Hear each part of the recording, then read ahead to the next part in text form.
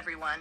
My name is Rachel, and welcome back to Global Pulse News, AI Reports, your source for real-time updates on the biggest stories shaping our world. Today, we're taking a deep dive into the global trading landscape, from oil and inflation to tariffs, tech rivalry, and the quiet reshaping of world alliances. Grab your coffee, hit that subscribe button, and let's explore what's really happening in global trade right now. Let's start with energy, the heartbeat of the global economy. The OPEC Plus alliance has just announced a modest increase in oil output, adding around 137,000 barrels per day starting November. Now, on the surface, this looks small, but it's a powerful signal. OPEC is walking a tightrope. They want to avoid flooding the market, but they also fear that high prices could push major consumers like the US and China to speed up their move toward renewables and domestic production. Meanwhile, global demand is cooling and fears of an oil glut are growing. So the real question is, are we entering an era where oil loses its traditional dominance over trade power?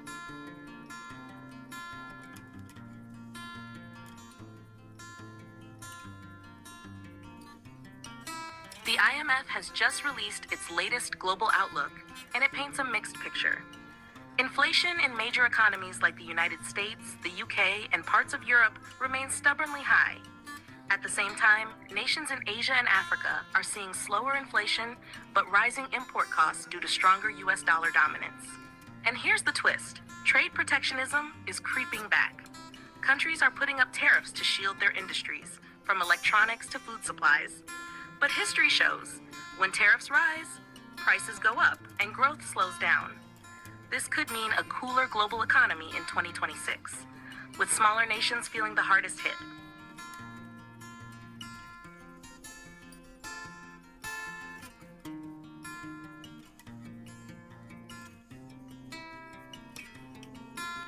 The biggest story in trade isn't just oil or inflation, it's technology. The US-China tech rivalry has turned into a full-scale trade battle. China has expanded its exports of AI chips and 5G hardware, while the US continues restricting access to high-end semiconductors and advanced manufacturing equipment. Meanwhile, countries like India, Vietnam, and Mexico are benefiting, becoming new trade hubs as supply chains shift away from China. This could mark the start of a multipolar trade world, where global manufacturing isn't controlled by one or two superpowers, but spread across emerging economies.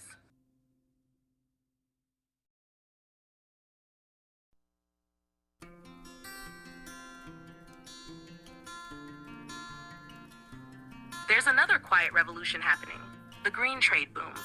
From Africa's solar farms to Europe's electric vehicle investments, sustainable technology is becoming a major export industry. The Earthshot Prize 2025 finalists include innovators building carbon-negative concrete and bioplastic alternatives, projects that could redefine trade in the next decade. Investors are now treating sustainability as a profit engine, not a charity goal.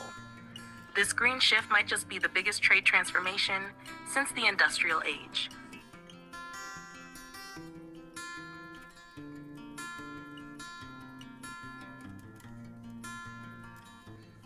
Let's talk geopolitics, because trade always follows power. The global south is rising.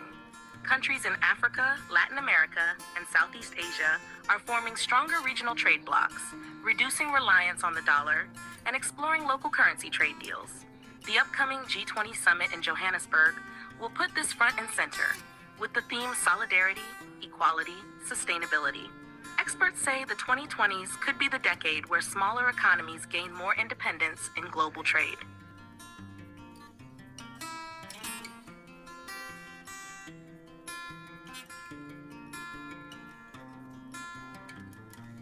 The world's trading map is being redrawn.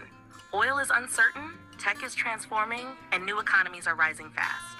One thing's for sure, whoever controls innovation and sustainability will control the next era of global trade. I'm Rachel, and this is Global Pulse News AI Reports. Thank you for watching. Please like, share, and subscribe for more weekly deep dives into the world's biggest stories.